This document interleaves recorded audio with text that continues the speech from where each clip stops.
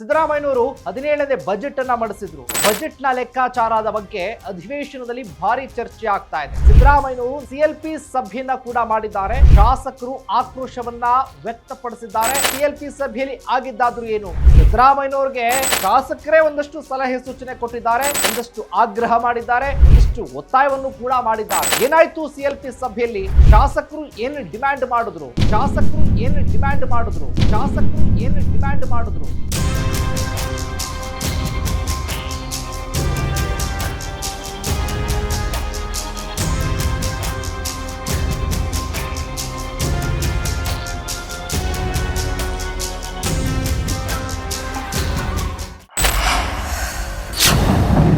Ladies and gentleman, ಸಿದ್ದರಾಮಯ್ಯನವರು 17ನೇ budget ಅನ್ನ ಮಂಡಿಸಿದ್ರು.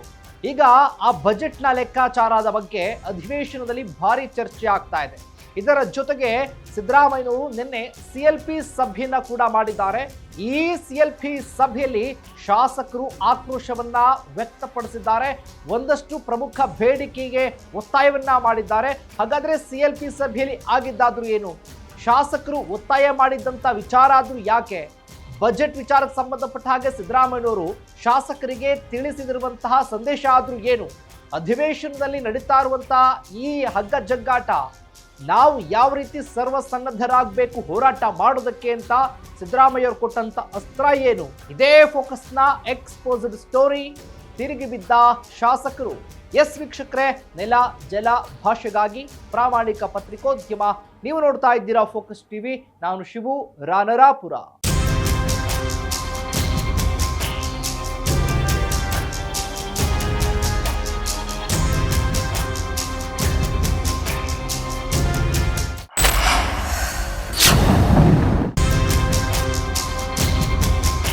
ವೀಕ್ಷಕರೇ, ಸಿಎಲ್ಪಿ ಸಭೆಯಲ್ಲಿ ಸಿದ್ದರಾಮಯ್ಯನವರು ಶಾಸಕರಿಗೆ ಒಂದಷ್ಟು ಸಲಹೆ ಸೂಚನೆ ಕೊಟ್ಟಿದ್ದಾರೆ. ಇದರ ಜೊತೆಗೆ ಸಿದ್ದರಾಮಯ್ಯನವರಿಗೆ ಶಾಸಕರೇ ಒಂದಷ್ಟು ಸಲಹೆ ಸೂಚನೆ ಕೊಟ್ಟಿದ್ದಾರೆ, ಒಂದಷ್ಟು ಆಗ್ರಹ ಮಾಡಿದ್ದಾರೆ, ಒಂದಷ್ಟು ಒತ್ತಾಯವನ್ನು ಕೂಡ ಮಾಡಿದ್ದಾರೆ.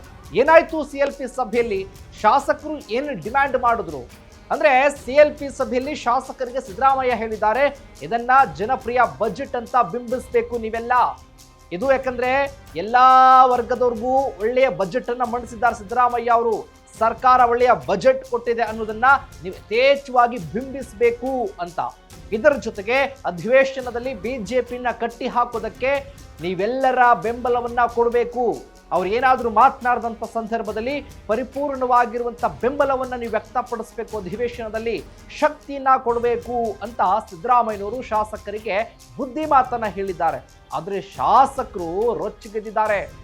ಪ್ರತಿ ಕ್ಷೇತ್ರಕ್ಕೂ ತಲಾ 50 ಕೋಟಿ ರೂಪಾಯಿ ಅನುದಾನವನ್ನ ಈಗಾಗಲೇ ಕೂಡ ಸಿದ್ದರಾಮಯ್ಯನವರು ಘೋಷಣೆ ಮಾಡಿದ್ದಾರೆ.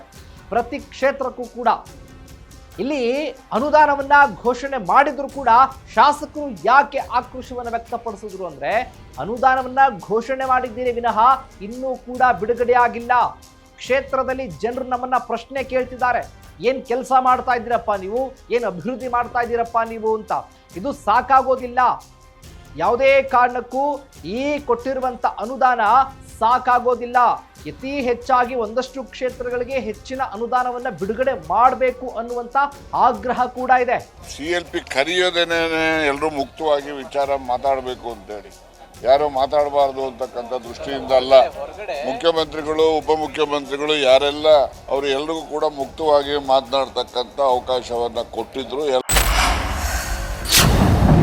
ಇದರ ಜೊತೆಗೆ ಪುಟ್ಟಣ್ಣವರು ಕೂಡ ಒತ್ತಾಯವನ್ನ ಮಾಡಿದ್ದಾರೆ. ಮಾಗಡಿ ಶಾಸಕ ಬಾಲಕೃಷ್ಣ ಕೂಡ ಹೆಚ್ಚಿನ ಅನುದಾನಕ್ಕಾಗಿ ಒತ್ತಾಯ ಮಾಡಿದ್ದಾರೆ.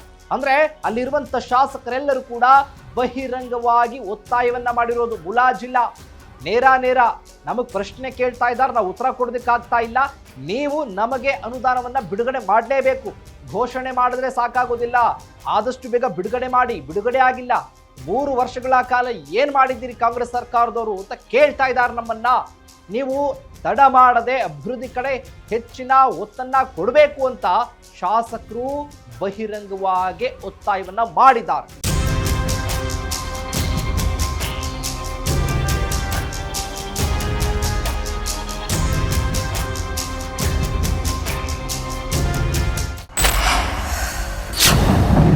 ಈ ಮೂಲಕ ಸಿದ್ದರಾಮಯ್ಯ ಅವರಿಗೆ ಶಾಸಕರು ತರಾಟೆಯನ್ನ ತೆಗೆದುಕೊಂಡಿದ್ದಾರೆ.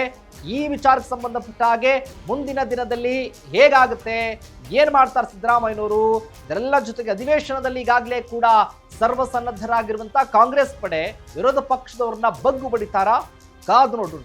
ಇದಾಗಿತ್ತು ಫೋಕಸ್ನ ಎಕ್ಸ್ಪೋಸ್ಡ್ ಸ್ಟೋರಿ, ತಿರುಗಿ ಬಿದ್ದ ಶಾಸಕರು.